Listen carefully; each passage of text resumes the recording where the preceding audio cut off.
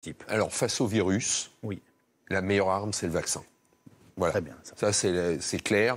Je veux dire, les maladies virales contre lesquelles on a pu développer un vaccin, on les a éliminées. C'est vrai pour la rage, c'est vrai pour la rougeole, c'est vrai pour la polio.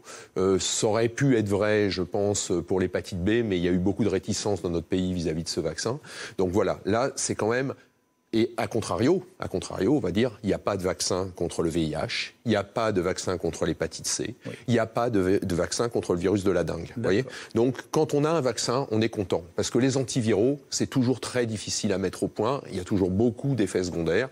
Et le recul qu'on a sur les vaccins qu'on utilise depuis des années, c'est en fait, donc, il est excellent. L'histoire de la médecine, la pratique qu'on en a et les maladies que parfois on a réussi vraiment à contrer, le rôle des vaccins a été essentiel. Surtout dans les maladies virales. Premier point, surtout dans les maladies virales. Là, est-ce qu'on est bien dans un cas d'exposition à une maladie virale ? Oui, bah oui. Mais voilà, maintenant le problème, c'est que tous les vaccins dont on vient de parler, là, rougeole, on a beaucoup de recul dessus. Oui. Et ils sont tout à fait, je veux dire, il y a une très grande sécurité vaccinale. Voilà. Là, par contre, on est sur un virus de type, enfin pas de type nouveau, les coronavirus on connaît, mais on n'a jamais cherché à mettre au point un vaccin humain, enfin contre un coronavirus humain. Donc ça, c'est déjà un premier problème. Et d'ailleurs, quand on voit l'ensemble des solutions qui sont proposées, que ce soit par AstraZeneca, mais il y a une semaine, c'était Moderna, je crois, qui communiquait, ce sont des solutions qui sont très différentes.